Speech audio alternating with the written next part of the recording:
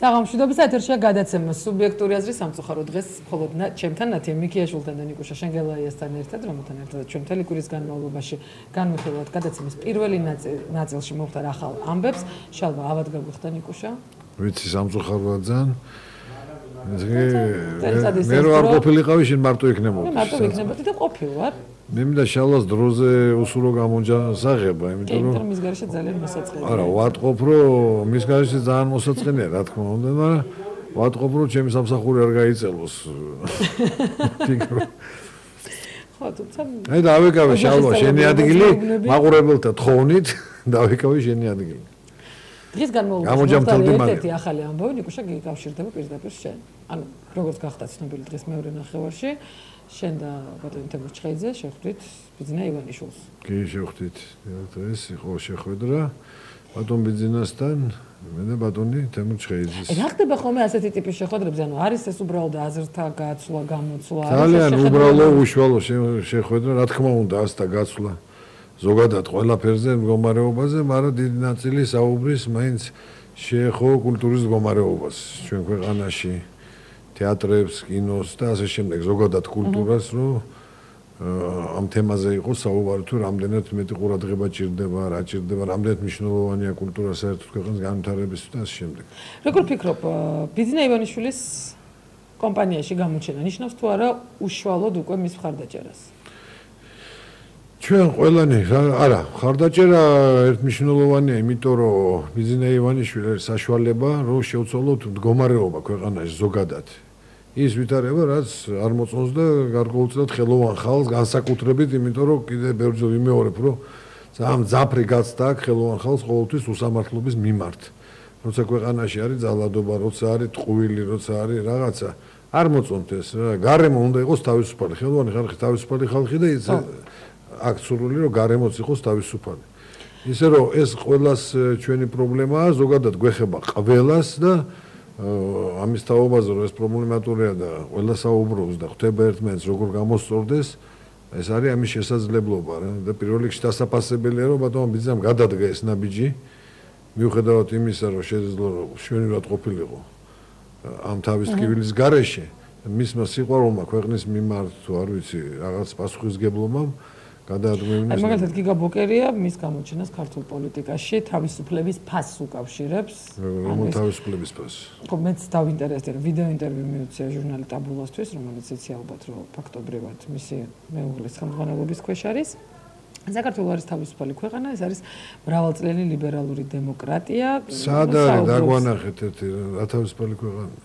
ლაპარაკი ადვილია, საქმით გვანახეთ, საქმით. მილიარდერ ბიძინა ივანიშვილის ქართულ პოლიტიკაში ჩართვას თავისუფლების ფასის კონტექსტში განიხილავს, ანუ იგივე მისი დამოკიდებულება თუნდაც რუსული პოლიტიკისადმი, რუსეთთან ურთიერთობისადმი, ეს თავისუფლების ფასის კონტექსტში განიხილება, აბსოლუტურად დაეთანხმები ამ აზრს.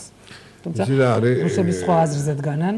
მე არ ვიცი, მე ხა ჩახედული არა ვარ და შეთქმულებების რაღაც თეორიებს არ მივყვები ხოლმე. მე მაინტერესებს საქმით დამტკიცებული გარემო, ვინ რას აკეთებს. ვინ რას აკეთებს, იმით ვსჯელობ, ვინ რა ადამიანია. ძალიან უბრალოდ ამას ვიძახი. ეს საქმის დაწყებას ცდილობს ალბათ თავის მხრივ რუსული მხარე, დივით მედვედევი აკეთებს განცხადებას და იმედოვნებს, რომ საქართველოსთან ურთიერთობა მალე გაუმჯობესდება. მედვედევი ამბობს, რომ ქართულ ხალხთან ურთიერთობაში გაუცხოების ხაზი მალე დასრულდება, თუმცა აცხადებს, რომ ამას საქართველოს ხელისუფლებისგან საპასუხო ნაბიჯები უნდა მოხვას. ამასთან მედვედევი საქართველოს პრეზიდენტ მიხეილ სააკაშვილის მიმართებაში პოზიციას არ იცვლის ნიკუშა და ამბობს, რომ ჩვენ მზად ვართ საქართველოსთან დიპლომატიური ურთიერთობები აღვადგინოთ, რომელიც ჩვენ არც გაგვიწყვეტია. არსებობს მხოლოდ ერთი ადამიანი, რომელთანაც არ ვისურვებდი საქმე მქონდეს. მას არც შევხვდები და არც ხელს ჩამოვართმევ. ნუ გავხსოვს. არც მე მგონი ასეთი კატეგორიული ტონი ალბათ თავის მხრივ რა თქმა უნდა რუსული მხრიდანაც გამორიცხავს რაიმე ტიპის მოლაპარაკებების დაწყებას. ჯერჯერობით სააკაშვილი. მე ვფიქრობ ესე, რომ ისინი ძალიან კომფორტულ მდგომარეობაში არიან, როცა არ არიან მოლაპარაკების მაგიდასთან. რა თქმა უნდა. მათ ნაკლები პასუხისმგებლობა აქვთ იგივე საერთაშორისო თანამეგობრობასთან. რა თქმა უნდა. მაგრამ ქართულ ხალხთან ურთიერთობის აღდგენა ნიშნავს იმაზე უარის თქვა, რის ოკუპაციაც მათ მოახდინეს. საგარეო საქმეთა მინისტრმა გრიგოლ ვაშაძემ თავის გამოსვლა ევროსაბჭოს საპარლამენტო ასამბლეაზე დაიწყო ზურაბ ჟვანიას სიტყვებით და მე მინდა ჩვენ საგარეო საქმეთა მინისტრს შევახსენო და მაყურებელსაც მაშინ როდესაც ნინო ქადაგიძე ჟვანია ბრძანდებოდა ჩვენთან ეთერში ზურაბ ჟვანიას მეუღლე თქვა უბრალოდ როდესაც მისი მეუღლის ფრაზის ციტირება მოყავს ვინმეს მინიმუმ ახსენონ მაინც ზურაბ ჟვანია იმიტომ რომ 23 ნოემბერს ვარდების რევოლუციის გასული წლის თავზე მიხეილ სააკაშვილმაც ეს სიტყვები შეცვლილი კონტექსტით თქვა, ზურაბ ჟვანია დააუწყდა მისი მთავრობის პრემიერ-მინისტრი იყო. ხო, ეს საერთოდ რაღაც ტრაგიკული და უცნაური სიტუაცია. ძალიან მიჭირს ამის კომენტარი. მათ ნამოზე იყოს, როგორც ქართული კაცი იტყოდა რა. და ჟან-კლოდ მინიონი ევროსაბჭოს საპარლამენტო ასამბლეის ახლად არჩეული პრეზიდენტი პირდაპირ აღნიშნავს, რომ მნიშვნელოვანი წლებია წინ ორი არჩევნები და ძალიან მნიშვნელოვანია თქვენი პოლიტიკური სისტემის დემოკრატიული კონსოლიდაციისთვის. არ ვიცი, რამდენად ენიშნებათ ეს მესიჯი საქართველოს ხელისუფლების წარმომადგენლებს. ეს არაპირველი პოლიტიკოსია ევროკავშირიდან, რომელიც ხაზს უსმენს ამას. და თავის მხრივ ვაშაძე ირწმუნება ევროსაბჭოში, რომ რუსული ხელისუფლება საქართველოს არც ახალ ხელისუფლებას დაელაპარაკება. არ ვიცი, ამით რისი მიღწევა სურთ, უბრალოდ ფაქტობრივად ეს ადამიანები გამორიცხული, მაინტერესებს რა შენ რას ფიქრობ იმაზე, თუნდაც ქართული ღვინის რუსეთში გადანაზე. აბსოლუტურად დადებითად უყურებ ყოველთვის შრომით მოწვეული პროდუქციის გაყიდვა, რომელიც სარგებლად შეხვდებათ გლეხებს თავის შრომის, რა თქმა უნდა, ისარგებლო. ამას შეგეგებ შეიძლება რაიმენაირად ხელი შეუწყოს იმას, რომ თქვა რა პოლიტიკა შეიძლება ჩაერიოს, რომ პირიქით არ შეუშვან. ხო, სწორია. თუ შეუშვეს და აქედან რაღაცა მოგება გლეხებს შეხვდა და ადამიანებს, რომელიც ამ სფეროში შრომობს, ეს რა პოლიტიკაა? თუმცა ჩემი სუბიექტური აზრით, მე მაინც მგონია, რომ ნებისმიერი ეკონომიკური ურთიერთობის საწყისებზე აგებული მოლაპარაკება, შორს მიმავალი პერსპექტივა, იმიტომ რომ როდესაც ეკონომიკურად რაღაცნაირად გადაბმულია, თუნდაც ორი სახელმწიფო, ან ორი რეგიონი ერთმანეთზე დამოკიდებული ხდება, მე ასე მგონია, რომ იქ უფრო მრავლის მომცველი შეიძლება გახდეს. რა თქმა უნდა, სამომავლოდ ადამიანებს აქვთ იმედი, რომ როდესღაც ამ ქვეყანაში ამის შრომის შესაბამის ანაზღაურებას აიღებენ და ნორმალურად იცხოვრებენ. და ჟან-კლოდ მინიონი გამოსვლაში აღნიშნავს, რომ აფხაზეთთან და სამხრეთ ოსეთთან დაკავშირებით სიტუაცია აუტანელია და რუსეთმა მისი მხრიდან აღებული ვალდებულებები, როდესაც მან ხელი მედვედევმა და სარკოზემ მოაწერეს ხელი შეთანხმებას, აუცილებლად უნდა შესრულდეს. რა თქმა უნდა შესრულდეს, მაგრამ რუსეთი დიდია და ყურად არ იღებს ამ ყველაფერს. ხო, რა თქმა უნდა, თავის მხრივ მithumetes ახლა, როდესაც იქ ბარაკ ობამამ საკუთარ გამოსვლაში აღნიშნა, რომ ირანთან დაკავშირებით თეთრის სახლი გამოიყენებს ყველა საშუალებას, რათა მოხდეს ირანის ბირთვული ამბიციების ჩახშობა.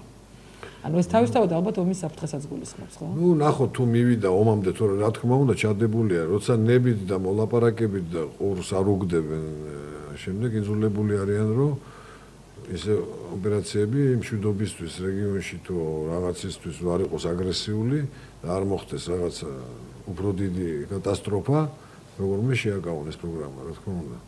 და ჩემი ასე ვთქვათ, ნათქვამი, რომ მესამე ცენტრი აუცილებლად იქნება საარჩევნოდ, მე ყოველ შემთხვევაში ასე მგონია და დარწმუნებული ვარ, რომ იდეის დონეზე სადღაც არსებობს, როგორც ჩანს, სიმართლესთან ახლოს არის.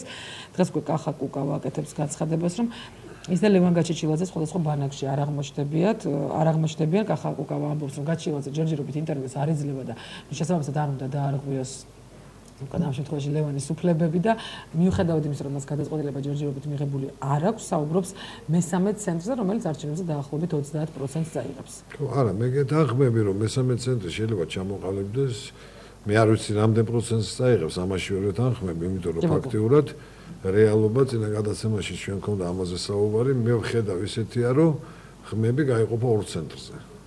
ანუ ნაციონალურ ბანაკზე და რა თქმა უნდა, ბიზნესმენის გუნდზე. ხო, მაგრამ ჩვენ არ უნდა დაგვაწყდეს საზოგადოების ის ნაწილი, კუკავაც საუბრობს ამ ნაწილზე და ალბათ ობიექტურად მე ყოველ შემთხვევაში ასე მგონია, საზოგადოების ის ნაწილი, რომელიც მუდმივად აქციების მომხრეა.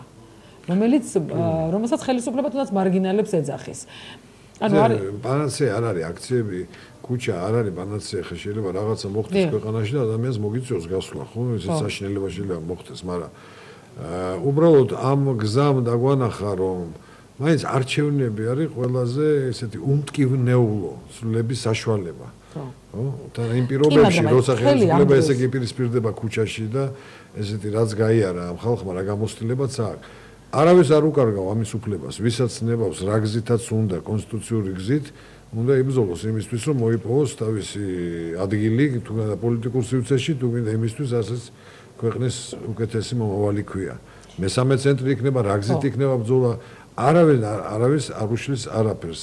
თვითონ შესაძლებელი აქვს აირჩიონ თავის არჩევანი, ამ აკეთებსაც არჩეული აქვს არჩევნები, რომელიც გაერთიანებულია ამ იდეის ირგვლივ, დანარჩენს ნახავთ რო გვაჩვენებს. შენ რას ფიქრობ, მთელი იმ დროის განმავლობაში ბიძინა ივანიშვილმა რაც გააკეთა განცხადება პოლიტიკაში მოსვლასთან დაკავშირებით, მიხეილ სააკაშვილი და მის ხელისუფლება ცდილობს ამ გუნდის ქუჩაში გამოყვანას, ანუ პროცესების ქუჩაში გადმოტანას, იმიტომ რომ მიშა ბოლო წლებმა გვაჩვენა, რომ უპირობო ლიდერია ქუჩის ასე ვთქვათ. იცი, მოდი მე ესე ვიტყვი რა, არ ვიცი. აქტიურობა მან ყველა ბრძოლა მოიგო. ეს არ ნიშნავს ომის მოგებას, რა თქმა უნდა.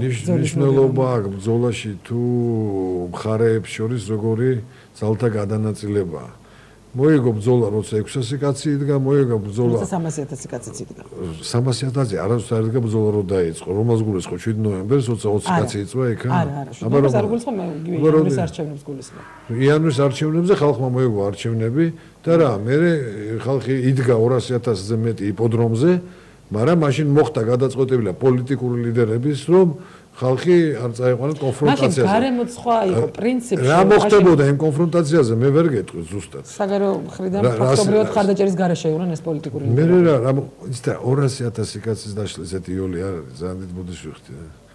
გინახიათ სადმე, მე არ მინახი არს. ამიტომ რაოდენობას აქვს მნიშვნელობა და იმ შემართებას პროტესტანტების. თორე ესე არ არის სულ ქუჩაში გამარჯვებული. როგორ გამარჯვებული? 3 თვე ქუჩაში პროტესტები რო იყო და მიდიოდა აქციები თუ გახსოვთ გაზაფხულზე, ხო? ხო, რატო ხელისუფლებამ ხელი არ გაანძლია და იგნორირებით მოიგო ეს პროცესი. არ ვიცი მე. ჩემი აზრით იგნორირებით მოიგო ეს პროცესი. იგნორირებით, მაგრამ არა ძალადობით, ხო? არა ძალადობით, კი, მაშინ ჭკუა იხმარა. ხო, და მე მახსოვს ინტერვიუ, როცა თქვა სააკაშვილო, მაშინ დიდი ნაწილი იყო ჩართული პარტიების, საზოგადოების და ამიტომ მე ვალდებული ვიყავი მეთმინა ეს ყველაფერი და მეყურებინა. ესეთია დემოკრატია.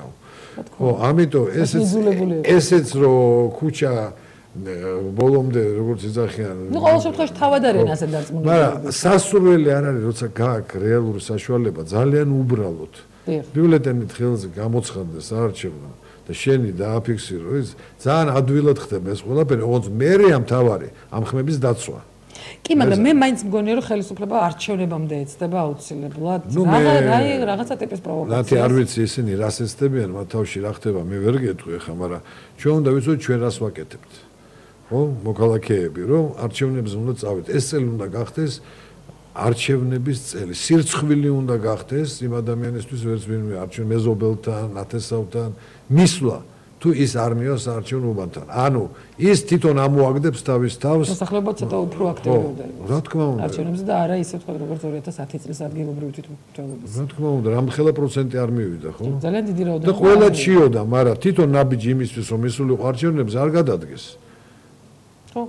და ამასობაში გუშინდელის შემდეგ, ანუ რაც მაყურებელს და თქვენს გაგაცანით Human Rights Watch-ის დასკვნა, ჩვენთან ძალიან ცუდი მდგომარეობა იგივე მედიის მხრივ, ძალიან მნიშვნელოვანი არის სამთავრობო ორგანიზაცია რეპორტერების საზღვრებს გარეშე აქვეყნებს 2011 წლის ანგარიშს და საქართველოს უკვე მე-100 ადგილიდან 105 ადგილზე გადადის პრესის თავისუფლების თვალსაზრისით და ასე ვთქვათ, შარშან თუ მე 77 ადგილზე იყო სომხეთი, წელს ის უკვე ჩვენზე წინ არის. ამ კუთხით. ხელისუფლებას ნამდვილად არ აქვს სატრაბახოთ საქმე. მიუხედავად იმისა, რომ ნუგზარ ციკლაურისთვის Human Rights Watch-ის დასკვნა არც ისე მნიშვნელოვანია. გუშინ თქვა მან ამის შესახებ. რა კომენტარი გავუკეთო ამას. ეს არის საპატიო ორგანიზაცია, რომელიც დასკვნას ყველა თვალსაჩინოს და პატივსაცემს. ნებისმიერ შემთხვევაში ყველა საერთაშორისო ორგანიზაცია, ყველა არასამთავრობო, გავლენიანი არასამთავრობო ორგანიზაციები ძალიან დიდი მნიშვნელობის მქონე ექსპერტები თქვა, რომლებიც მე აქვეყნებენ საკუთარ მიმოხილვებს სხვადასხვა ძალიან გავლენიან გამოცემებში. ამის საბუთი. კი. და ერთ-ერთ ასეთ გამოცემაში ევრაზია ვიუში მოხდა ინტერვიუ გამოაქვეყნა ლინკოლ მიჩელთან მაიკლ ჩეჩირა ძალიან ცნობილი ჟურნალისტი, რომელიც პერიოდულად წერს ხოლმე საქართველოზე და ის Freedom House-ის დოკუმენტზე საუბრობს, რომელშიც შეფასებულია თავისუფლების ხარისხი მთელ მსოფლიოში 2012 წლისთვის და საქართველოს რეიტინგი 2011 წლის შემდეგ არ შეცვლილა, პოლიტიკური თავისუფლებანი შეფასებულია ციფრით 4, ხოლო სამოქალაქო უფლებანის 3. შეფასებათა შკალა 1-დან 7-მდეა და 1-ით აღინიშნება ყველაზე მაღალი ხარისხის თავისუფლება. და სათაურია ესეთი საქართველოს არც დემოკრატიული ქვეყანა და არც ავტორიტარული, ის სადღაც შუაშია. და მეთანხმები ამ სათაურის შინაარს ნამდვილად. ო, ეს სადავართ არ ვიცი. სადღაც გავეჭხიდეთ. ყველაზე ესეთი Human Rights Watch-ის ანგარიშზე კომენტარებში ან ყველაზე მეტი ლავირება მოახერხა პარლამენტის თავმჯდომარემ დავით ბაქრაძემ, რომელმაც არ გააქილიკა ამ ორგანიზაციის ანგარიში და დღეს უთქვამს, რომ სხვადასხვა ქვეყნის ადამიანის უფლებათა სფეროში პრობლემატიკაზე შეიძლება ნებისმიერმა ორგანიზაციამ მიუთითოს, ამ მხრივ იდეალური ვითარება არც ერთ ქვეყანაში არ არის და ორგანიზაციის ანგარიში ისეთი ქვეყნებიც ხვდებიან, როგორიც არის საფრანგეთი და ამერიკის შეერთებული შტატები. რა თქმა უნდა, ყოველწლიურ სისტემურ გაუმჯობესებაზეც წერს ეს ორგანიზაცია ჩვენზე, რომ კარგსაც ვაკეთებთო და ძალიან ბუნებრივია ესეც, რომ ადამიანების უფლებების დარღვევის მხრივ ხან იდეალური რომ არ ვართ, საქართველოს ვიცით. ხო, მაგრამ როცა დაერღვა უფლებები, იმის დამრღვევი უნდა დაისაჯოს ქვეყანაში კანონით. კი, რა თქმა უნდა, თუმცა ყოველ შემთხვევაში ის მაინც არ უთქვამს, რომ ნაკლებ მნიშვნელოვანი ინფორმაციის მატარებელია ეს ანგარიში და მედია კავშირი ობიექტივი განაგრძობს კვლევების გამოქვეყნებას, გამოკითხვის შედეგების, მაგალითად 78% მიხეილ სააკაშვილს კონსტიტუციის შეცვლის შემთხვევაში მესამე ვადით არ აირჩევდა. ეს არ მიგვირს. ალბათ. დედაქალაქის მასშტაბით 65% უჭერს ივანიშვილს მხარს რესპონდენტთა გამოკითხვის. თბილისში ესეთ განწყობა რა თქმა უნდა. კი. და საინტერესოა რეალურად რეგიონებზე რა არის. ძალიან კარგი იქნებოდა რეალურად ობიექტური გამოკითხვის დადება. ანუ ამ შემთხვევაში ძალიან რთულია ობიექტივის მუშაობს თავის სეგმენტზე. ალბათ ხვდები, რასაც გულისხმობ, მე იმას არ ვამბობ, რომ აქ რაიმე ტიპის განყოფილებას ამ ქვეყანაში ობიექტური გამოკითხვის დადება ძალიან რთულია. ადამიანი არ გეუბნება იმას, რაც ფიქრობს. ალბათ ვიძახი 20-დან 30%-ამდე. ხო, შეიძლება ვერ ამბობ. ხო, ძალიან რთულია. რეგიონებში განსაკუთრებით, იმიტომ რომ უნდა საინფორმაციო სივრცე გაერღვეს რეგიონებში, რომ ადამიანებმა შესაძლებლობა კონდეს ალტერნატიული აზრის მოსმენის. მაგრამ ხელისუფლება არ დაუშვებს ნიკუშა საინფორმაციო სივრცეს გარღვევას. ნუ ეხლა იცი რა, ხელისუფლება არასდროს არავინ არაფერს არ უშვებს და ლამბაგზე არავის არაფერი არ მოაქვს. ყველაფერი უნდა მოიპოვო და როგორც ვაშინგტონი იძახდა, თავისუფლება ეკუთვნის იმათ, ვინც იბრძვის ამისთვისო. ესე არ არის დაუშვი, რა თქმა უნდა, არ დაუშვებს. რა თქმა უნდა, კომფორტულად არიან, თუ საერთოდ ხალხს არ ეცოდინება საცხოვრობენ. მაგრამ ეს არის ნაწილი ხალხის, რომელიც იბრძოლებს ამისთვის და უნდა გააკეთოს. თუ რამე პრეტენზია აქვს სხვა მოძრაობებს, პირველ რიგში უნდა გააკეთონ, უნდა ინფორმაცია მიაწოდონ რეგიონებში ხალხს. კი, თუმცა ჩემთვის გაუგებარია რა ბერკეტი აქვს ვინმეს იმისთვის, რომ ეს ინფორმაციული ვაკუუმი გაარღვეს. მოკლედ, ანუ ფაქტობრივად მონოპოლია არის, თქვა სიხშირეებზე. გასაგებია, რომ აგერ იგრიკა შეიძლება გავიდეს ძალიან მალე ეთერში. იმიტომ რომ გადავედით 105 ადგილზე თუ სადღაც, ხო, ამ დასკვნით. ხო, მაგრამ ხელისუფლებას ეს დასკვნები აღარ აინტერესებს. ნიკუშა, გაცილებით სხვანაირი იყო მდგომარეობა, თქვა იგივე 2007 წლამდე. მოდი გეტყვით ესე რა, საარჩევნო წელია, ჯერ არ აინტერესებს. ეს დაზღვევები იმოქმედებს თუ სწორი მიმართულება მიცის იმ თავრობებზე, ხელისუფლებებზე, იმ პარტნიორებზე დასავლურ ქვეყნებს გულისხმობ, რომლებიც ამათი დონორებიც არიან, პარტნიორებიც არიან და მათ გარეშე საერთო მდგომარეობაში აღმოჩნდებიან. ამიტომ საარჩევნო წელს განსაკუთრებული მნიშვნელობა მიენიჭება მას. დღეს უკვე რამდენიმე 10-მდე ვეტერანმა ავიატორმა პრეზიდენტის რეზიდენციასთან აქციაც კი გამართა. ავიატორებს მოგეხსენებათ, რომ ძალიან მაღალი პენსია აქვთ იმის გამო, რომ მე უსმინე და ძალიან კაი ხალხია, ძალიან ყოჩაღი ხალხია ეს ავიატორები და მართლა ღირსები არიან ყველაფრის და სამწუხაროდ ეს ეჭირებიან. და რა უზენაესმა სასამართლომ დაუწეს ამ ხელისუფლებას, ანუ ის კომპენსაცია, რომელიც ამ წლების განმავლობაში დაგროვებული, უნდა გადაიხადონ. ხო და რატო არ იხდიან, მე არ ვიცი, რა გითხრათ, აბა. ამ ხალხმა თავის ჯანმრთელობის და ცხოვრების რისკად ატარებენ 10 ლარიან დახმარებას უმატებენ. ნუ 10 კაცია, ხო, ისინი ფულს ხარჯავდნენ PR-ში და უფრო ხალხმრავალ ადგილას, ვიდრე ამ 10 კაცის ბედი აწუხებდეთ თუ რამდენი კაცი არ ვიცი, მაგრამ კბილების პროგრამას იგონებენ. რისი? კბილების. ვინ იგონებდა? ხო მოიგონა პრეზიდენტმა კბილების პროგრამა. ხო, ნუ ეხა ეგეც არ არის ცუდი ჩაუცეს. ხო, გაკბილიანება. ხო, ნუ ხო თქვა გოლივუდის არა, უღოდ აქ რა არის ჩემთვის საინტერესო. ასეთი ტიპის ინიციატივები, როდესაც მოდის მიშასგან, ხო? ანუ ამას ძალიან სერიოზული მოფიქრება ჭირდება. ეს უნდა გაიწეროს ბიუჯეტში, ეს უნდა შეთანხმდეს, თქვათ, ფინანსისტებს და როგორც წესი, ნუ მიშას თქვათ რა, ეს კი არ თანხდება ჯერ და მე კი არაცხადებს გეც. არა, როგორც მიშა იტყვის და მე უნდა როგორც წესი, ასე უნდა მუშაობდეს და მე თქვას ვინ უშლის, ხო? ეხლა წარმოგიდგენი, ეგნათია. გაცილებით სპონტანური კაცია, რაღაცას დაინახავს, მოუნდება გამოსწორება იტყვის და მთელი აპარატი მუშაობს, მე ამაზე როგორ გამოასწროს ეს ყველაფერი. ძალიან მაინტერესებს ამ პროგრამით გაკბილიანებული პირველი მოხუცი. ნუ არ ვიცი, ღმერთმა შეარგოს და ან იქნება თუ არა კმაყოფილი, ან მაშინ შემდეგ რაც მაშინ მახსოვს მიშა. მოხუცი რატო არ იქნება კმაყოფილი? არა, გეტყვი რატომ, იმიტომ რომ მიშა მაშინ თქვა რომ აი ეს უკბილობა ვიწოსო იმას რომ სიცოცხლე აღარ გინდაო, საჭმელი აღარ გინდაო, არაფერი აღარ გინდაო და მაინტერესებს კბილებით როდესაც იქნება ეს მოხუცებული მას საჭმელის გაუჩნდება. მე მაგალითად მეც მაქვს ეგ პრობლემა, კბილებით ჩავსვეს და მაიზულებენ როხსტერები არ მივდივარ, მაგრამ სიცოცხლეს უფრო მიმწარებს არათავისუფალი გარემო და უსამართლობა რა. უკბილობას ავიტანთ, მაგრამ აი ამ ნაწილს არ ვიცი, როგორ გითხრა. ბევრად მნიშვნელოვანია ჩემთვის იყოს გარემო სამართლიანი, ვიდრე ერთი-ორი კბილი მაქვს. ხო შეიჩვია საზოგადოების რაღაცა ნაწილი ამ სამართლ გარემოს. ნუ იცი რა, გააჩნია ადამიანს, ამას შეუძლებელია შეიძლება. მაგალითად, მქონდა მე ძალიან ბევრი შემთხვევა მქონდა ნიკუშა, როდესაც ანატომიას ვაკეთებდი და ძალიან მნიშვნელოვანი რესპონდენტები, ნუ არაერთხელ მithქვამს ამის შესახებ, ვისაც თქვა შვილი უკვე დააჭერილი ყავს, მეუღლე ყავს დაკავებული, ბიზნესი წართმეული აქვს, ნუ ვიღაცა ყავს მოკლული. დასაკარგი ამ ადამიანებიდან ძალიან დიდ ნაწილს მეტი აღარაფერი ქონდა, მაგრამ ძალიან ხშირად არ მთანხმდებოდნენ ინტერვიუზე. ნუ აი არ მესმის. არა, შეიძლება ვიღაც ბედზე შვილის ბედზე ზრუნავდე რო. აი როდესაც მეტი როდესაც არ გაქვს დასაკარგი, მე არ ვამბობ ოჯახის სხვა წევრებზე როდესაც გარიზდი. ჩემთვის ესეც გაუგებარია რაღაც ნაწილში, იმიტომ რომ ფაქტობრივად შენ უარს ამბობ ოჯახის სხვა წევრის დაცვაზე, ხო, რომლის უფლებებიც არის შელახული ამ შემთხვევაში. საკუთარ ბედნიერებაზე იძახი უარს, შენი შვილების მომავალზე იძახი უარს, ხო სწორია? კი. რა ამ სიჩუმით რას მოიგებ? გარემო თუ არ შეიცვალა, ხვალ ვერ მოგაკითხავენ, ზეგ ვერ დაგჭაგრავენ, მაზეგ ვერ გიზავენ იგივეს თუ რა. თუ გარემო არ შეცვალე, შენ თვითონ რას მოიგებ? ხო და ანუ ადამიანები სად არიან თქვენ მაგას გაკეთებ, იმიტომ მე მგონია რომ რაღაც ნაწილი მაინც შეეგუა მეტნაკლებად. კი არ შეეგუა, იძულებული არიან, შეშინებული არიან აი ბევრი გარემოებების გამო, რაც შემოთვალე შინაგ. და თუ მათ არ შეუძლიათ სხვა ადამიანებმა მაგალითად უნდა აჩვენონ და გადამდებიეს ყველაფერი. ადრე თუ გიან მე ვთქვი, იცი ძალიან ძნელია დიდი ხანი შიში ცხოვრება.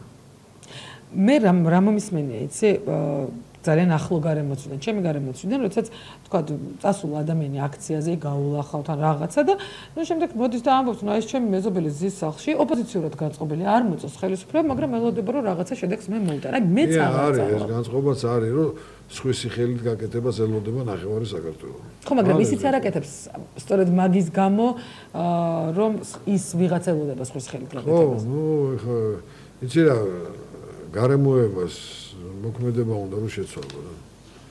ოჩაღობა უნდა უბრალოდ. არის კაი სიტყვა ქართული, სულ პრობლემა გვაქვს ერთიანობა ბევრ საკითხში. ეს ჩვენი თვისებაც არის, რა გვერდზე დადგომა უფრო უნდა ვისწავლოთ ერთმანეთის. რატო ვერ ახერხება? ნუ არ ვიცი, იცი რა, ძალიან რთული ხა დრო არ გვაქვს რომ გავარჩიოთ. დროებისობის გენესისში ცხოვრა, ისტორია ქონდა ჩვენ ეგეთი ხშირება დაპყრობადი ვიყავით. დიდი ხანია სახელმწიფოებრობა არ ქონია, აქ არ ჩამოყალიბდა ეს სამოქალაქო ინსტიტუტი, ერთმანეთის გატანა და ასე შემდეგ. მამუკამაც ისაუბრა იმაზე, თქვა იგივე ნანა დევდარიანის წამოსვლის ფაქტი ივანიშვილის გუნდიდან და იმაზე რომ თქვა არის იქ შიდა კონკურენცია, ჯანმრთელი შიდა კონკურენცია აბსოლუტურად ბუნებრივია ყველა ორგანიზაციაში და ყველა უწყებაში, მაგრამ როდესაც ჭორების დონეზე მიდის, თქვა ადამიანების მიერ ერთმანეთის ჩაძირვა, ჩემთვის ეს გაუგებარია, მით უმეტეს ფაქტობრივად ფორს-მაჟორია ქვეყანაში. ეხლა საქართველოს ცხოვრობ ჩვენ და ეს ფაქტორებიც არსებობს, ხო ვიცით არა? დამთავრებული. და ზვიაძიგური აკეთებს ძალიან საინტერესო განცხადებას, ივანიშვილის ფინანსების გარდა ავტორიტეტი და კაი კაცის რეიტინგი აქვს, რაც პოლიტიკურ რეიტინგზე მნიშვნელოვანია. კაი კაცის რეიტინგი მომიწონა ზვიადის ეს ნათქვამი. ქართული ამოთქმა, ვიცი, კაი კაცი. ნუ ზვიაძიგური ფაქტობრივად დარწმუნებულია, რომ 2012 წლის შემდეგ ნაციონალურ მოძრაობას მოუწევს ოპოზიციურ რეჟიმში მუშაობა და ის უმცირესობით შევა პარლამენტში. თუ შეძლებენ ოპოზიციურ რეჟიმში ძალიან კარგი იქნება, რა ვიცი. შეძლებენ, აი არ ვიცი, ვერ გეტყვი. და ამ შესახებ თავად ზიძიგურს ვკითხოთ, რას ფიქრობს და რატომ გონია ის, რომ ნაციონალური მოძრაობა 2012 წელს იქნება პარლამენტში უმცირესობის სახით და ხომ არ არის ეს საერთოდ ილუზია, არ გადართოთ დარჩით. ჩვენთან ერთად სულ რამდენიმე წუთში ზვიაძიგურის სუბიექტური აზრი ნიკუშას აქვე ხვალამდე ვემშვიდობებით. დაბა ხვალამდე დროებით.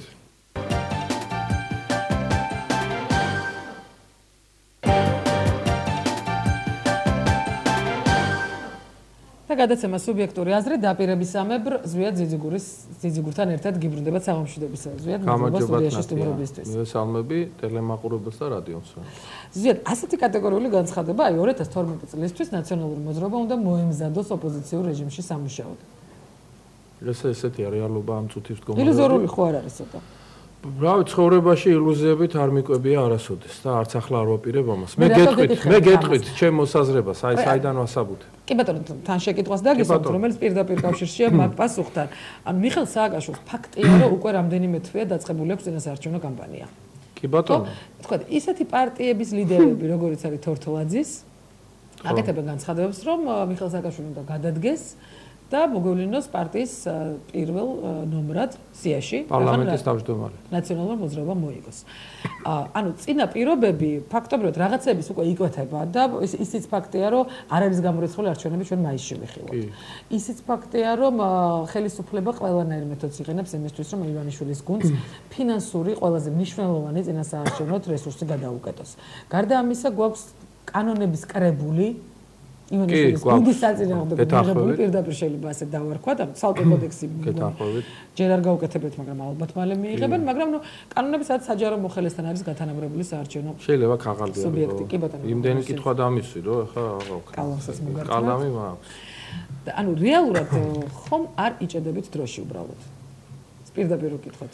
ძალიან ცოტა ეს დარჩენილი. მე ნათია დავიწყებ ჩემს დღევანდელ თქვენთან საუბარს იმითი, რომ გავრცელდა დღეს ინფორმაცია, რომ ზვიად ძიძიგურის რომელიღაც ინტერვიუში არის დაფიქსირებული, რომ მაესტრო მიაჩნია დამოკიდებულ ტელევიზიად. მე მინდა არ ვიცი მე იმ გოგონასთან, ხო, იმ გოგონასთან მე არ ვიცი, ახლა არ ვაპირებ არავითარ პოლემიკას შესვლას, დღეს დამირეკა, საკმაოდ შეწუხებული იყო და მე არ გამოვრიცხავ, რომ რაღაც გაუგებრობა გაიპარა სატელეფონო ინტერვიუს დროს, მაგრამ მე ვადასტურებ, ახლა გვიყურებს ტელემაყურებელი, რომ ქართულ ჟურნალისტიკას სინდისი მოწმინდა და მაესტრო ჟურნალისტებმა, რომლებმაც ძალიან დიდი გადაიტანეს, ბევრი მე ყველასა ძალიან დიდ პატივს ვცემ კავკასიის ჟურნალისტებს, დიდ პატივს აცემ პრესის ტელევიზიის ჟურნალისტებს, რომლებიც ინარჩუნებენ ობიექტურობას, ინარჩუნებენ, მაგრამ თქვენაც გააკეთეთ, ეს იყო უპრეცედენტო გმირობის მაგალითი, ჟურნალისტური გმირობის მაგალითი და ამას ვადასტურებ და ვაფიქსირებ. ამ განწყობით ვარ დამოკიდებული ყველა ჟურნალისტის მიმართ, რომელიც ამას ყველაფერს იცავს და ყველა ინტერვიუა თუ ჩემი გამოსვლას ვცდილობ ეს დავაფიქსირო. მე არ ვიცი სად რა გაიპარა, მაგრამ ჩემი პოზიცია თუ ვინმეს აინტერესებს, პირველი პირი ხო ვარ, აგერ ვისგანაც უნდა გაიგო და მithქვა მოთქვა და გაფუჭებული ტელეფონის თანხმად პირდაპირ ვამბობ რა მდგომარეობაც. ეხლა მოდი გადავიდეთ მთავარ საკითხზე, რომელიც თქვენ დააყენეთ, რომ რა მაძლევს ამ ოპტიმიზმის საფუძველს. არავითარი ოპტიმიზმი ეს არ არის. ეს არის რეალიზმი. და გეტყვით, 60% გამოკითხულთა იაგო კაჭკაჭიშვილის კვლევაში მხარს უჭერს ბიძინა ივანიშვილის პოლიტიკაში მოსვლას. ამ 60%-ში არც 1% არაა ნაციონალური მოძრაობის ხარდამჭერი. და ეს არის სასტარტო მდგომარეობა და ეს არის რაღაც კოლოსალურად ასტრონომიულად მაღალი ციფრი კვლევების. კი, მაგრამ ამის შემდეგ დრო გავიდა ზვიად და ფაქტობრივად უმოქმედობის პერიოდი. არავითარი უმოქმედობის პერიოდი არ არის, ნათია, არ დაგეთანხმებით კატეგორიულად. მიმდინარეობს ინტენსიური მუშაობა. მე ახლაც შიგნით მიმდინარეობს, იმიტომ რომ მთელი საქართველოს მასშტაბით საარჩევნო პროცესებში უნდა ჩაერთოს 100,000 ადამიანი. ესაა თითო საარჩევნო უბანზე 25 კაცი მაინც უნდა იყოს, რომელიც იმუშავებს იმისათვის, რომ ქართული ოცნების კოალიციამ მიაღწიოს თავის სასურველ შედეგს და ანუ გამარჯვებას და უმრავლესობაში მომპოვებას. ამას სჭირდება ძალიან სოლიდური ორგანიზაციის ჩამოყალიბება. ამ ორგანიზაციის ჩამოყალიბება ხა ჩვენ მიჩვეულებთ ფაცი-ფუცით და არიქა სასწრაფოდ რაღაცების კეთებით. გაცილებით სხვა სტილი აქვს ბიძინა ივანიშვილის მუშაობის და მე მიმაჩნია, რომ ეს აკადემიური სტილი. ეს დინჯი ხელისუფლება მოულოდნელობის რეჟიმისთვის, ან ეფექტისთვის. რა არის, იცი ხელისუფლება რამეს გამომყენებელი არის თუ არა, მოდი ჯერ ამაზე ვისაუბროთ, იმიტომ ის რომ სააკაშვილს აქვს დაწყებული წინასაარჩევნო კამპანია და რომ დარბის ამ შეხვედრებზე 7 შეხვედრას ატარებს, 6 შეხვედრას 7-ად ჩაატარებს, მე-7-ზე მერეც გაახსენდება რა უბედურ მდგომარეობაშია და იწყებს წყებლაკრულას, ეს არის პირდაპირ ინდიკატორი იმისა, თუ რა მდგომარეობაშია დღეს მიხეილ სააკაშვილი და მისი ნაციონალური მოძრაობა. მათ არავითარი გამოსავალი არ აქვს. მეორე ციფრი, ახლა თქვენ ხო გაინტერესებთ, 75%-მა განაცხადა, რომ ის მზად არის არჩევნებზე წასასვლელად. არც ერთი კვლევის დროს ასეთი ციფრი არ დაფიქსირებულა. ყოველთვის 40-50% იყო, რომელიც ამბობდა, რომ ის აპირებს არჩევნებზე წასვლას და ამ გზით ხელისუფლების შეცვლას. ეს 25-35% არის ყველა ოპოზიციის ხარდამჭერი. ანუ ეს არის ასობით ათასი ადამიანი, რომელსაც ბიძინა ივანიშვილის გამოჩენის შემდეგ გაუჩნდა იმედი, რომ არჩევნების გზით არის შესაძლებელი ხელისუფლების შეცვლა და ეს ხალხი აპირებს არჩევნებზე მოსვლას. ამიტომ გეუბნებით, რომ სრულიად არაორდინალური მდგომარეობა. ის ხალხიც, მათ შორის, რომელსაც რევოლუციით ხელისუფლების შეცვლის სურვილი ჰქონდა, არის გადმოსული იმ ბანაკში, სადაც არჩევნების გზით ხელისუფლების შეცვლა ჰქონდა. მე ვიტყო, რომ იმ ადამიანების ფასი და წილი ამ საქმეს შეიძლება იყოს განუზომელი, იმიტომ ისინი რიგითი ადამიანები არ არიან, მათ გააჩნიათ თავიანთი მოსაზრებები, მხარდამჭერები ყავთ, რესურსი აქვთ. ამიტომ ეს ხალხიც მზად არის უკვე და მე ძალიან ბევრს ხედავ უკვე კოალიციის ირგვლივ ასეთ ადამიანს, რომელიც გუშინ იყო რევოლუციური გზით ხელისუფლების შეცვლის მოსურნე და ესეც არის ძალიან ნიშნულოვანი ფაქტორია. მე ხო არ გეუბნებით იმედის საფუძველს, მაგრამ ეს არის ფაქტი, რომლის შესახებაც მე ვლაპარაკობ. ეხლა რაც შეეხება საარჩევნო კოდექსის შეცვალა, რაც შეეხება რომ დაფინანსების საკითხები გააძნელა. სულ ცხვირს იტეხავს ყველა მის მიერ გადადგმულ ნაბიჯზე და მე ჩამოგითვლით ეხლა რა. ერთი დაეცა ქართულ ბანკს და წაართვა, ესე იგი, რაღაცა რაოდენობის თანხა და თქვა დააყაჩაღა, თქვა რომ ისინი ფულს ათეთრებდნენ. დაუბრუნა ის ფული უკან. ანუ რა გამოვიდა? ტყუილი ყოფილა ხო ეს ამბავი? დაიწყო ჩემო ბატონო მოქალაქეობის ჩამორთმევის პროცედურა, ნაწილობრივ უკვე დაკმაყოფილებულია და იმას მიაღწია, რომ მთელი ევროკავშირი არის ბიძინა ივანიშვილის პროტეჟე დღეს მოქალაქეობის აღდგენის საკითხში.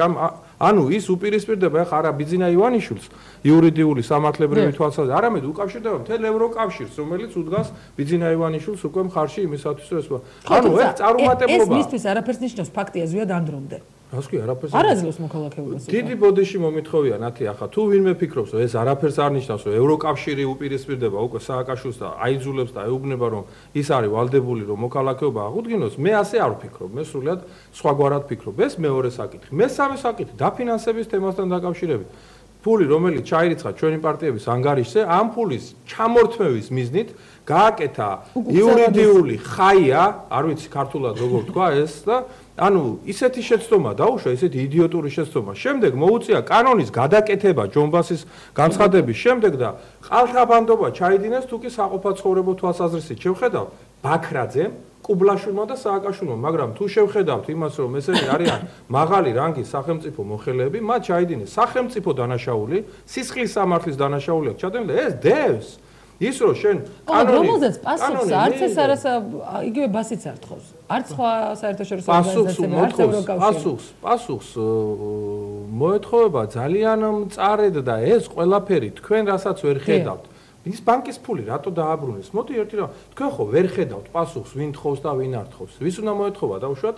იმ ბანკის დაკავშირებით რაღაცა ტიპის ზეწოლა არის. ძალიან სერიოზული ზეწოლა. გასაგებია და გეთანხმებით აბსოლუტურად რომ ასეთი ტიპის ზეწოლა არსებობს. თუმცა მიხეილ სააკაშვილისთვის ბოლო პერიოდის განმავლობაში ასეთი ზეწოლა საერთოდ იგნორირებადი იყო, ანუ ის იგნორირებას უკეთებდა ამ ყველაფერს, მაგრამ ითვალისწინებს ახლა რა ამ ნაწილს, მე მაინც მგონია, იმიტომ ითვალისწინებს, რომ უბრალოდ საარჩევნო სანამ ბიძინა ივანიშვილი გამოჩნდებოდა, რა თქმა უნდა, მას ჰქონდა ამის ფუფუნების რესურსი, გაითვალისწინებდა, არ გაითვალისწინებდა, ასე გაითვალისწინებდა. ეხლა დღეს მისი ნებისმიერი შეცდომა, ჩათვალეთ, რომ ეს არის ყელში დაჭერილი, მისი შეცდომის გამო. კარგად იცნობთ მის პოლიტიკას და მე მაინც მგონია, რომ უახლოეს მომავალში 2-3 თვეში ალბათ მიხეილ სააკაშვილი ნებისმიერ მეთოდს გამოიყენებს ამ პროცესის შესაჩერებლად, რასაც ქვია ხელისუფლების განაბრძოლა არ იქნება, მე ეს ვთქვი, რომ ბრძოლა არ იქნება. იქნება, მაგრამ მთელი ქართული საზოგადოება არის მომზადებული იმისათვის, იცით რა მხელა მოლოდინია რაიონებში და მე მინდა გითხრათ, რომ უახლოეს ხანში უკვე ბანერები არის მზად. უახლოეს ხანში უკვე რეგიონებში, რაიონებში დაიწყება ერთიანი ქართული ოცნების კოალიციის ოფისების გახსნა. რაც უკვე დაიწყება უკვე რეგიონალურ დონეზე, უკვე აქტიურობები, ხალხის მოდინება, უკვე რეგიონალური, რაიონული, ახალგაზრდული თემატური პროექტების განხორციელება, ვემზადებით ამისთვის სერიოზულად და ყოველგვარი სიჩქარის და ფაციფუცის გარეშე დინჯად, ძალიან თანმიმდევრულად, ძალიან მიზან მიმართულად მიმდინარეობს ეს პროცესი და სხვათა შორის ბიძინა ივანიშვილმა ეს სიახლე შემოიტანა ქართულ პოლიტიკაში, სადაც ჩვენ ასეთ ფუნდამენტალურ და რაღაც კლასიკურ იმებს არ მივდევდით ხოლმე რა, უფრო ზერელედ უყურებდით ხშირ შემთხვევაში იგივე თუ გინდა სტრუქტურების ჩამოყალიბების საკითხს. ახლა არის სრულიად სხვაგვარი მიდგომა და ეს ყველაზე კარგად ვინ იცის?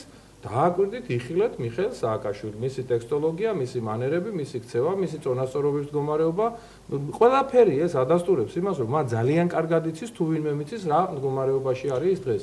ამიტომაც გეუბნებით, რომ ახლა რატომ იქნებიან ოპოზიციურ რეჟიმში? იმიტომ იქნებიან, რომ მიუხედავად ყველაფრისა, მიხეილ სააკაშვილსაც და ნაციონალურ მოძრაობასაც ყავს თავისი მხარდამჭერები. ანუ ისინი იქნებიან მომავალ პარლამენტში წარმოდგენილი. ობიექტურად იქნებიან ისინი მომავალ პარლამენტში წარმოდგენილი, მაგრამ ეს რაოდენობა არა ის რაოდენობა, რომ მათ უმრავლესობისთვის ეყოთ. ამიტომ მოემზადონ ბიჭები ოპოზიციურ რეჟიმში სამუშაოდ. არაფერი ამაში ტრაგედია არ არის, ყველა ცივილიზებულ ქვეყანაში ასე ხდება და სხვათა შორის ვერ დამალა მანჯგალაძემაც. ბრიფინგზე დააფიქსირა, რომ საგარეო უსაფრთხოების საკითხებზე იქნებაო საუბარი ობამასთან და ამავე დროს იქნება დემოკრატიული რეფორმების აუცილებლობაზე საუბარი ობამასთან შეხვედრის დროს. დემოკრატიული რეფორმა რას ნიშნავს? მოდი, ესეც ვისაუბროთ. რას ნიშნავს, როცა მთელი ჩინოვნიკები ობამას ადმინისტრაციის დაწყებული შედარებით დაბალი დონიდან და ასული ჰილარი კლინტონამდე ამბობს და ღიად ეუბნება მიხეილ სააკაშვილს. შენ თუ დემოკრატი ხარ, დემოკრატიის მთავარი და დამადასტურებელი მოთხოვნა და სინჯი დემოკრატიაზე არის ის, რომ შენ უნდა შეძლო არჩევნების გზით ახალ პოლიტიკურ ძალას დაუთმო ხელისუფლება. ანუ ხელისუფლების ცვლილება დემოკრატიული გზით. ეს არის მთავარი ტესტი დემოკრატიულობაზე. თუ ამ ტესტს ვერ აბარებ, შენ არ ახარ დემოკრატიული. კი, ზედ, მაგრამ აქვე უფრო და უფრო იკვეთება. ამას ეტყვის ობამა. ეტყვის ამ შეხვედრის დროს, იმიტომ რომ ის ჩინოვნიკები თავისით კი არ ლაპარაკობენ ამას. მაგავე შეხვედრაზე აუცილებლად იქნება საუბარი ირანის თემასთან დაკავშირებით, რუსულ თემასთან დაკავშირებით, რომელიც მიხეილ სააკაშვილს ჩემი სუბიექტური აზრით აძლევს საშუალებას ვაჭრობაზე. ანუ რატომღაც მგონია, რომ სააკაშვილი ამას ბოლომდე გამოიყენებს. თქვენ სააკაშვილთან დაკავშირებით უფრო მაღალი წარმოდგენა გაქვთ, მე მგონი, ვიდრე დაუშვათ რეალურად და ობიექტურად ეს არსებობს. მიხეილ სააკაშვილი არის გაჭრილი კარტი. გაჭრილი კარტი არის ობამას ადმინისტრაციისთვის, გაჭრილი არის ქართველი ხალხისთვის, რაც ყველაზე უფრო მნიშვნელოვანია და მთავრდება საზოგადოებას ეს ესმის უკანასკნელი 5 წელიწადია ზუსტად. არა, არ ესმის უკანასკნელი. საზოგადოება ზურგის ტვინით გრძნობს, რომ დღევანდელი რეალური სიტუაცია არის 10,000-ერ უფრო მეტად შეცვლილი ოპოზიციის სასარგებლოდ და ეს გააკეთა ბიძინა ივანიშვილის ოპოზიციურ მოედანზე შემოსვლამ. 10,000-ერ არის შეცვლილი გაცილებით უფრო ძლიერად არის დღეს ოპოზიცია, ვიდრე ეს თუნდაც 2008 წლის მოვლენების დროს იყო და თქვენ გახსოვთ 2008 წლის მოვლენები ძალზე კარგად, იმიტომ რომ თქვენ იყავით მაშინ იმედის ჟურნალისტი, რომელიც ყველაზე ცხელ წერტილებში იმყოფებოდით და აკეთებდით ამას ყველაფერს. კი ბატონო, ზედ აქვე იკვეთება ნელ-ნელა კონტურები იმასთან დაკავშირებით, რომ არ არის გამორიცხული უახლოეს მომავალში მესამე პოლუსი ვიხილოთ, ანუ მესამე ძალა. იგივე დღეს კახა კუკავამ გააკეთა განცხადება ლევან გაჩეჩილაძესთან დაკავშირებით, მართალია ლევან ჯერჯერობით კომენტარზე თავს იკავებს ეთერშიც არ მოდის. თუმცა ფაქტია რომ ის ფიქრობს რაღაცა ტიპის გაერთიანებაში ყოფნაზე. ფაქტია რომ ივანიშვილის გუნდიც ამ შემთხვევაში ელოდება გუბაზის პასუხს. იგივე შარტავა შავიშვილთან დაკავშირებით და აღმოჩნდებიან თუ არა ეს ადამიანები ივანიშვილის გუნდში არა როგორც ეროვნული ფორუმი, ან როგორც საარჩევნო სუბიექტი, არამედ უბრალოდ ინდივიდუალურად, ხო? მესამე ძალასთან და მესამე პოლუსთან დაკავშირებით შემიძლია გითხრათ. ეს თუ ვინმეს აძლევს ხელს, ეს არის მიხეილ სააკაშვილი. მე არ ვამბობ, ეს ადამიანები სავარაუდოდ იქნებიან ბურჯანაძე, კუკავა, გუბაზი, ლევანი. ეს ადამიანები, რომლებზედაც ახლა თქვენ საუბრობთ, მე არ ვამბობ, რომ არის სააკაშვილის ხალხი, მაგრამ სააკაშვილს აწყობს მესამე ძალის ჩამოყალიბება, ამიტომ ჩემი აზრია უბრალოდ მე ჩემს გამოვთქვა. ჩემი აზრით ამ ადამიანებს და ამ ძალებს გაიხსნებათ ტელევიზიები, არ შეუშლიან ხელს დაფინანსებაში და ეცდებიან რომ რაღაც კინკლაობის რეჟიმში გადაიყვანონ იმ კოალიციასთან, რომელიც ივანიშვილის ირგვლივ არის შემოკრებილი, მაგრამ ეს არ არის საშიში, გეტყვით იქიდან გამომდინარე, ჯერ ერთი კოალიცია არ აპირებს არავითარ მესამე ძალასთან ან მეოთხე ძალასთან პოლემიკაში შესვლას, ჩვენ თავარი სამიზნე არის მიხეილ სააკაშვილი. მე ვფიქრობ, რომ ის რომ კოალიცია არის საბოლოო სახით ჩამოყალიბებული, კოალიცია როგორ ფორმას მიიღებს, ამაზე ბევრს აინტერესებს ძალიან და მინდა უბრალოდ თქვა. მაგალითად, კონსერვატორები და ხალხის პარტია კონსულტაციაში რომ მიყვნენ ბიძინა ივანიშვილთან, არც თქვენ იცოდით, არც სხვა ჟურნალისტმა 1000 კითხვები იყო და ჩვენ ამაზე როცა მიიქნა გადაწყვეტილება მიღებული, გამოცხადა როგორ ფორმას მიიღებს ეს კოალიცია და ვინ იქნება კიდე მასში წარმოადგენელი, როცა ასეთი ტიპის გადაწყვეტილება იქნება მიღებული, პირველ რიგში ჟურნალისტებს და საზოგადოებას ეცნობება და აქედან გამომდინარე იქნება. მანამდე ჩვენ ესე იგი ვინ, როგორ, რა, ამასთან დაკავშირებით არ ვსაუბრობთ, ეს სწორია, რომ არ ვსაუბრობთ. რაც შეეხება იმას, რომ ადამიანები, რომლებსაც გააჩნიათ რესურსი, რომლებიც არიან დაუშვათ გამოცდილები სააკაშვილის რეჟიმთან ბრძოლაში, მე 100,000 კაცი იქნება მეთქი, როცა ვამბობ საარჩევნო მანქანაში ჩართული. ეს 100,000 კაცი ჩვენ მთვარიდან და მარსიდან კი უნდა ჩამოვიყვანოთ. ესენი სწორედ იმ ადამიანებმა უნდა მიიღონ ამაში მონაწილეობა, ვისაც ასეთი ტიპის გამოცდილება აქვს და უნდა ჩაერთონ ამ ამბებში და გეუბნებით, რომ ასეთი სერიოზული მასშტაბური დაპირისპირება პოლიტიკური თვალსაზრისით ხელისუფლებასთან როგორც ახლა მიმდინარეობს მიუხედავად იმისა რომ გეუბნებიან რომ აი რაღაცა თქვენ ზოზინებთ რა ზოზინებთ 24 საათის განმავლობაში ბიძინა ივანიშვილი რომ ნახოთ ესე იგი აი დილიდან საღამომდე არის შრომაში და მთელი კოალიცია მთელი უკვე სტრუქტურების დონეზე არის მუდმივი მუშაობა მუდმივი შრომა ჩამოყალიბება ნებისმიერი დეტალიც კი რომ ერთი შეხედვით რომ დეტალი არის ის დეტალიც კი კიზეთ, მაგრამ ალბათ დამეთანხმდა შიდა პარტიული სამუშაო ძალიან რთული დასანახია საზოგადოებისთვის რაღაცა პერიოდის განმავლობაში. ამიტომ შეიძლება ითქვას ის ნდობა, რომელიც ივანიშვილის მიმართ არის და რომელიც გაჩნდა მისი პირველი განცხადებიდან, არის ერთგვარად დაკონსერვებული. გინდა ერთი მაგალითი გითხრა შედარებისთვის. აი ეხლა თქვენ მაესტრო თეფშებზე ვერ გადიხართ.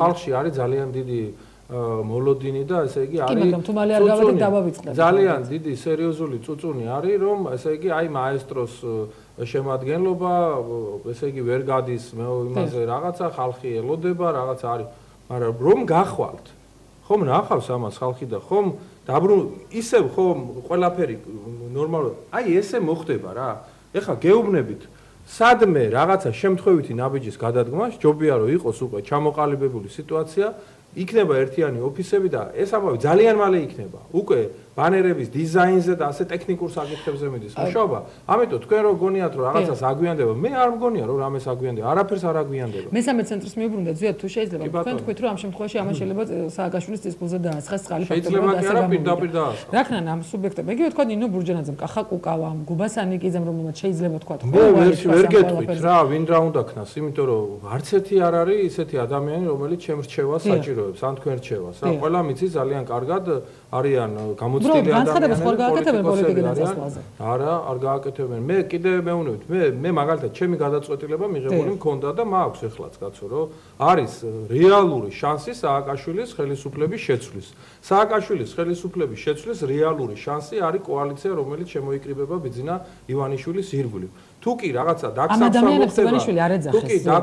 მოხდება, თუ კი დაგსახსვა გააჩნია რომელი ძალისთვის რა არის საინტერესო. რომელი ძალისთვის რა არის საინტერესო რომ ისინი პოლიტიკურ პროცესებში უბრალოდ რაღაც ისეთ მონაწილეობას ღებულობდნენ რომ შეიძლება მოწინააღმდეგემ გამოიყენოს ეს თუ მთავარი არის რომ საარჩევნო პოლიტიკური დემოკრატიული მოედანი გახდეს მართლა სუფთა და მართლა ყველა პოლიტიკური პარტიისთვის ალბათ ეს პოლიტიკური სუბიექტები ფიქრობენ რომ თუ რაღაც შეიცვალა და ივანიშვილის გუნდმა თუ ეს მოახერხა 2012 წლის არჩევნებზე ისინი უბრალოდ პოლიტიკურ თამაშგარე მდგომარეობაში აღმოჩნდნენ არავითარ შემთხვევაში მე ასე არ ვხედავ ამ საკითხს იმიტომ რომ თუ ვინმეს გონია რომ 2012 წლის საპარლამენტო არჩევნებით მთავრდება ყველაფერი მე ასე არ უყურებ ამას 2012 წლის საპარლამენტო არჩევნებით იწყება დიდი პროცესი დიდი ცვლილებისა ქვეყანაში მათ შორის სახელისუფლებო ცვლილება და სახელისუფლებო ცვლილებას შემდეგ უნდა მოყვეს ქვეყანაში არსებული სიტუაციის შეცვლა თითეული მოქალაქის საკეთილდღეობით შემდეგ არის საპრეზიდენტო არჩევნები შემდეგ არის ადგილობრივი თვითმმართველობის არჩევნები რა ახლა წყდება ბიძინა ივანიშვილი რო არ გამოჩენილიყო რა მოხდებოდა ასეთ შემთხვევაში რა ეს პოლიტიკური პარტიები დაუშვათ ჩემი პარტიის ჩათვლით რა რომელი პოლიტიკური ვარსკვლავები უნდა დაგვეწყვიტა ჩვენ და რა უნდა გაგვეკვეთებია საერთოდ გვინდა თუ არა ჩვენ სააკაშვილის რეჟიმის შეცვლა ეს არის ამ შემთხვევაში კითხვა რომელიც ყველა იმ ძალამ უნდა დაუსვას თავს აქ მოხდება თუ იქ ყველა ძალისთვის რომელიც არის საღი ძალა მე ვადასტურებ და ვამბობ რომ იქნება ძალიან დიდი მასშტაბის სამუშაო ჩასატარებელი მთელი საქართველო არის დასარაზმი მთელი საქართველო არის ორგანიზაციული თვალსაზრისით დასაფარი მათ შორის საარჩევნო კომისიური მუშაობების თვალსაზრისით და არის ძალიან ბევრი საქმე ამიტომ არ არის აქ არავითარი რაღაცა ესეთი ტრაგედიული ინტონაციით რომ აბა რა ქნან რა მე მაგალითად თქვი და განვაცხადე თუ არ ვიქნები იმ კოალიციაში რომელსაც უნდა შეცვალოს საერთოდ არ მივიღებ ამ საპარლამენტო არჩევნებში ეს ჩემი გადაწყვეტილება იყო და კობას გადაწყვეტილება სხვათა შორის და ეხლა იგივეს ურჩევ არ ურჩევ არავის არაფერს არ ურჩევ იმიტომ რომ კიდე ერთხელ ამბობ რომ რჩევას აქ კიტრის ფასი ეხლა რა რატო უნდა ურჩიო იმეს ყველას აქ თავისი ესე იგი გამოცდილება ყველას აქ თავისი დამოკიდებულება ყველას აქვს თავისი არჩევანი ასე ვთქვათ რა ესე არ არის და მიუბრუნდეთ სააკაშვილს რეალურად ფიქრობ თუ არა არის თუ არა იმის შესაძლებლობა რომ მიხეილ სააკაშვილი გადადგეს პრეზიდენტობიდან და მოგვევლინოს ნაციონალური მოძრაობის სის პირველ ნომრად მე არ ვიცი მიხეილ სააკაშვილის გონებაში რა შეიძლება მოხდეს აი მე შორს ვარ იმაზრის გარო თორხლაძის თავში მოხარშული იყო იდეა იმასთან დაკავშირებით რომ ნაციონალური მოძრაობა ვერ მოიგებს არჩევნებს თუ მიხეილ სააკაშვილი მე არ ამგონია ახლა თორხლაძე იყოს ესე იგი წინა გამკვლევი ესე იგი მიხეილ სააკაშვილის კობახაბაზი აღმოჩნდა ფაქტია რომ კობახაბაზმა გაახმიანა ყველაზე ესეთი კობახაბაზიც რა ვიცი რაღაცა თქვა მოდი ამ თემებში ნუ შევალთ ეხლა რომ აი ვინმე ჭკუაზე დადის არ დადის ის არავის ჭკუაზე მან შეიძლება ხვალდილით გაიღვიძოს და რაღაცა სრულიად ისეთი უცნაური გადაწყვეტილება მიიღოს რომ არც მე და არც თქვენ ესე იგი 2 საათის განმავლობაში ვარიანტები ვიფიქროთ და ვერ გამოვიცოთ ნუ არაპროგნოზირებადი სიტუაციებიდან ყველაზე პროგნოზირებადი მაინც რომ ყველაზე პროგნოზირებადი სიტუაცია არის ის რომ მიხეილ სააკაშვილი ამ წუთის მდგომარეობით რომ ოქტომბერში ჩაატარებს არჩევნებს. დღეს ასე ჩანს. თქვენ ვადამდელს მაისის თვეში ფაქტობრივად გამოვიწყოთ. ვადამდელი მაისის თვეში მე გითხრათ რომ ეხლა კოალიციას, რომელიც ბიძინას ირგვლივ იკრიბება, ბიძინა ივანიშვილის ირგვლივ იკრიბება, არა აქვს თავისი მზადება მაისთან დაკავშირებითაც გვაქვს მზადება, ასე რომ ჩვენთვის ეს მოულოდნელი არ იქნება, იმიტომ ეს ვარიანტი ერთ-ერთი სერიოზული განიხილება. განიხილება, რა თქმა უნდა. მაგრამ რომ გითხრათ, რომ ახლა დავიქცევით, ახლა თუ მაისში არც მასეც არ ვფიქრობ, მაისშიც იქნება ზუსტად შეიძლება ორგანიზაციული თვალსაზრისით ვერ მოვასწროთ იმდენი, რასაც მოვასწროთ ოქტომბრამდე, მაგრამ პოლიტიკურად აქტიურობის თვალსაზრისით, ხალხის მობილიზაციის თვალსაზრისით არ ვფიქრობთ, რომ რაღაცა ჩვენ სუსტები ვიქნებით. შეიძლება ხელისუფლებამ ვერ მოასწროს პირიქით მზადება, ისინი რატო დარბიან დილიდან საღამომდე ეხლა და რატო იწყებენ უკვე აქტიურ საარჩევნო კამპანიას. მათაც ძალიან ბევრი ფაქტია, რომ უბნებში კოორდინატორები უკვე მუშაობენ ისე, როგორც არჩევნებამდე 2-3 თვით ადრე ხდება ხოლმე. კი ბატონო, იმუშაონ, ეს ისეთი არჩევნებია, რომ ლოგიკა არის იმაშიც, რომ 7-8 თვით ადრე მუშაობდნენ, ისე თითქოს 2-3 თვით ადრე, ამიტომ რომ ძალიან სერიოზულად შეიცვალა მათთვის მდგომარეობა, მაგრამ ზუსტად ასეთივე მიმართულებით აპირებს კოალიცია მუშაობას ქართული ოცნება და თუ იმას გავითვალისწინებთ, რომ ქართული საზოგადოების ძალიან მნიშვნელოვანი ნაწილი არის ყოველგვარი ანგარებითი დამოკიდებულების, მერკანტილური მოსაზრების გარეშე ქართული ოცნების მხარდამჭერი, ასეთ შემთხვევაში ძალიან თვალსაჩინო ხდება უპირატესობა, მიუხედავად იმ კანონმდებლობისა, რასაც მიიღებ. რა კანონიც უნდა ის ყოველდღიურად ამკაცებენ დღეს პავლე კუდლაშვილმა, ზოგადად ისიც კითხვა, რომ გასაგებია, რომ ჩვენ ახალი კანონები მივიღეთ და ერთ-ერთ კანონი საჭიროებს განმარტებას და არ გამორიცხავ კიდევ ცვლილებების შეტანას ამ კანონებშიო. ეს არ არის დასრულებული პროცესი. ვამბობ აგერ თქვენი ეთედა, როგორი კანონიც უნდათ ისეთი მიიღო. ყველა კანონის პირობებში მოვუგებთ. ყველა კანონის პირობებში, იმიტომ რომ კანონი არის ამ შემთხვევაში საარჩევნო გარემოს ცვლილებაზე, ჩვენ დიდხანს ვლაპარაკობთ, ხო გახსოვთ? საარჩევნო გარემოს ცვლილება ვიღაცას შეიძლება ეგონოს, რომ ეს არის კანონმდებლობაში რაღაც კარგი რაღაცები ჩაწერილი. საარჩევნო გარემოს ცვლილება არის, როცა ხალხი გადადის აქტიურ ფაზაში, როდესაც ადამიანებს უჩნდებათ იმედი, რომ ოპოზიცია არის იმდენად ძლიერი, რომ მას უკვე ძალა აქვს და შეცვლა შეუძლია. ეს შეიცვალა, ყველაზე უფრო მნიშვნელოვანი საარჩევნო გარემოში, სწორედ ეს არის და ეს შეიცვალა. ამიტომ ის ახლა კანონმდებლობაში რა შეიცვლება, როდი შეიცვლება, როგორ შეიცვლება რაღაცა. მე გეუბნებით, რომ არ არის მთავარი და განსხვავებული. იგივე კანონმდებლობასთან დაკავშირებით, რატო უფრო მწვავე არ არის, თქვენ როგორ ფიქრობთ, რეაქცია არა? საერთაშორისო ორგანიზაციების და საერთაშორისო ორგანიზაციებთან მიდის ძალიან სერიოზული მუშაობა, ვერ წარმოვიდგინთ ისეთ სერიოზული მუშაობა, მაგრამ ახლა ის რომ ახლა რა ბერკეტი აქვს ახლა კოალიციას რომ ახლა პარლამენტში გადავიტანოთ დებატები ამ თემაზე. ინფორმაცია სრულად აქვს ამ ორგანიზაციებს? სრულად აქვს, აბსოლუტურად და ძალიან დიდი მუშაობა მიმდინარეობს. აი კოლოსალურად დიდი მუშაობა, გაცილებით უფრო დიდი, ვიდრე ნებისმიერი ძლიერი ოპოზიციის არსებობის პირობებში მიმდინარეობდა. და თუ გაითვალისწინებთ იმასაც, ნათია, მოდი ჩვენ მაშინ ვისაუბროთ ამ თემებზე, რომ რამდენად ძლიერად გამოიყურება კოალიცია, როცა უკვე ოფისები, როცა რეგიონები, როცა ამბები დაიწყება რა. ეს ყველაფერი, აი როგორც იმას ვერ შეაჩერებ, რა ქვია, ზვავს თვითონ დაქანებულს, აი ესეთი პრინციპით მიდის. თანდათან, აი ეს თოვლის გუნდა იწყებს ძალის მოკრეფას, რა, ძალიან სერიოზული და მნიშვნელოვანი ამბები მიმდინარეობს და ამას ჩვენ ყველანი ერთად ვნახავთ, როდესაც უკვე არჩევნები იქნება მოახლოებული თუ რა კოლოსალური ასეთივე მუშაობა მიმდინარეობს იგივე ბიძინა ივანიშვილისთვის მოქალაქეების აღდგენასთან დაკავშირებით, რომელსაც ჯერჯერობით ხელისუფლება დუმილს ინარჩუნებს. მე რა არის მე? ანუ დუმილს რო ინარჩუნებს ეს არის ფაქტია, რომ მიხეილ სააკაშვილი იგნორირებას უკეთებს. რა იგნორირებას შეხედე? ფაქტია, რომ არ აძლევს, ხო? შეხედე ნათია მის საუბარს, მის წყევლაკრულვას, მის ლექსიკას, მის ქმედებას, მის სახეს, მის გამომეტყველებას, მის გაჭაღარავებულ თმებს ამ ბოლო 3 თვის განმავლობაში და მიხვდები, რომ იგნორირებას უკეთებს. მას მეორე პრობლემაც აქვს, ხომ იცით თქვენ რა პრობლემა აქვს? ეს პრობლემა მე ვახსენე და კიდევ ვიტყვი რა, მგლებს აქვთ ეგეთი წესი. წინამძღოლი თუ შეცდა ნადირობის დროს, ან კბილი ვერ გაკრა, ან ნახტომი გაუცუდდა, ან რაღაცა სხვა ტიპის პრობლემა შეექმნა, კი არ გადააყენებენ წინამძღოლობიდან. განადგურებს შეჭამენ პირდაპირ რა ამ სიტყვის გაგებით. ამიტომ სააკაშვილი არა მარტო ბიძინა ივანიშვილის ფაქტორს ებრძვის ახლა რა, რომელიც გაჩნდა. თავის თანაგუნდელებს უმტკიცებს ყოველ ფეხის ნაბიჯზე, რომ მე ისევ ისეთი წინამძღოლი ვარ, რომელსაც ნადირობის დროს ნახტომი არ გაუცუდდება. ამის დამტკიცება უწევს ყოველწლიურად.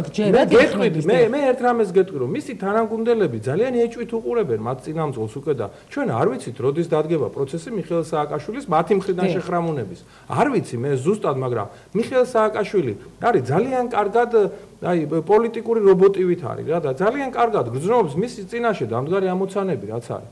უსერიოზულესი ამოცანების წინაშე არის, ისეთი ამოცანების წინაშე დგას, რომელსაც ის ელემენტარულად ვერ გადაწყვეტს.